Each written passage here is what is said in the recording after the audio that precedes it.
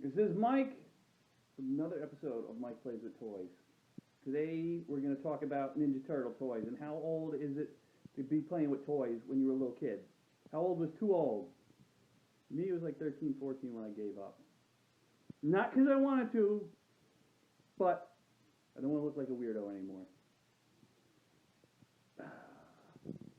Bullet Club, baby.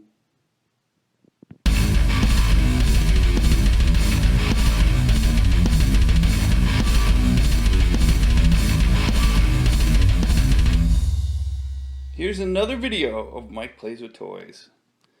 Alright, here's a backstory why I want to make this one. It's about Ninja Turtle toys. Probably the last action figure line I ever collected because, well, I was probably like about 13 or 14 at the time when I was still collecting these. And these toys are kind of aimed at a younger crowd. I think I really started picking them up around March 1990 when the movie came out, and I was like 12 and a half at the time, and I couldn't help it. I just wanted more toys. I love these things. I love the turtles. I already had the video game from Christmas, I think, the year before, but here we got Michelangelo. Raphael was the first figure I picked up because I loved him in the movie. Such a badass. He's a lot different than the cartoon. Leonardo, Donatello. The collection isn't that big. The Foot Soldier. I only had the basic guys because I was kind of embarrassed to be buying them, so I want to keep the collection small. I remember thinking that back in the day. And we got the only vehicle I bought, their tube. This little background thing. I think that came with Raphael. A little diorama. And we got Bebop. Also, a side line of figures. They're about the same size. I had the Dick Tracy toys. Also came out around the same time. Yeah, these toys are a little bit embarrassed for like a 13-year-old to be buying. But shit, I would fall for any movie hype back in the day. And I remember whenever I'd go to the mall, I would avoid the KB toy store. Even though I was desperately dying to want to go in. My mall was like in the center of town where everybody I knew would go. But my parents liked to go to malls like 35 minutes away, so I would always use that opportunity to go to all those toy stores. Nobody I know would see me. I could still walk around the toy stores. Like I said, like this is the last action figure line I was buying is around 1990, probably stretched into 91. Just hoping nobody would see me still collecting this stuff. I even remember in freshman year of high school, so I was probably 14. I still had action figures in my pocket secretly, taking those to school. Not cool. Other people were making out with chicks and, you know, smoking and stuff, and I was just had to get more Ninja Turtles. Oh, look at these. I saved even all the file cards. I was such a good little collector. Look how perfectly they're cut. Awesome. Woo! Big Boy Caprice. See, I was sophisticated. I knew that was Al Pacino from The Godfather, and I knew that was Dustin Hoffman. He won an Oscar for Kramer versus Kramer. No other kid my age would have known that. Got Itchy.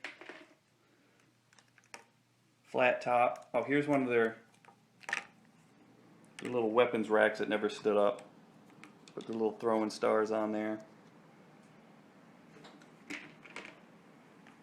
Some Ninja Turtle trading cards.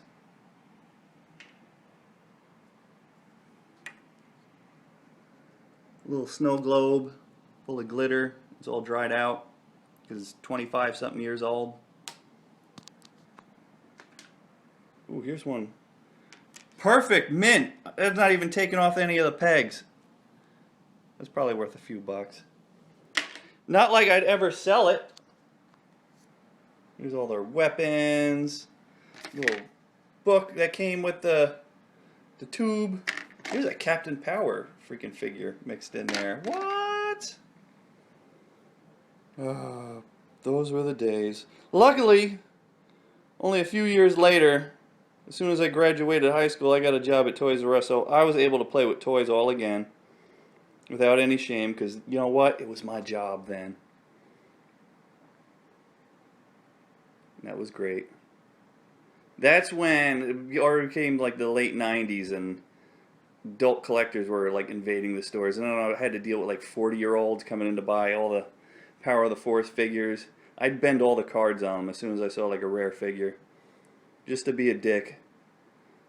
Just so they wouldn't post them on that burgeoning website, eBay, for a big profit. No, I wanted these toys to get to the kids, because I remember back in the day when I couldn't find a Snake Eyes action figure on the pegs. So, that is my story. Look at these figures are like mint condition. You can tell my imagination was kind of running out at the time, because they're not as played hard. The joints in these are absolutely tight.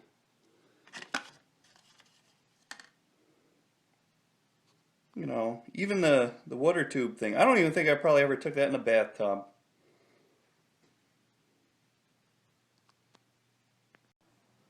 These figure lines are like perfect together. You needed like the turtles that beat up some humans. Take that, Warren Beatty.